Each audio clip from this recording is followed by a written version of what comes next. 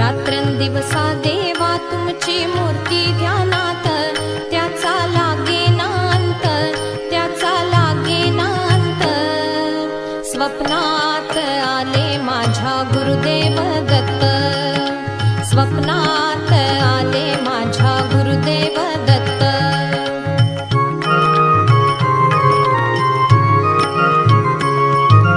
दिव्य स्वरूपी सडा टाकत होते अंगणात, अल्लख म्हणून भिक्षा मागत आले दारात. दिव्य स्वरूपी सडा टाकत होते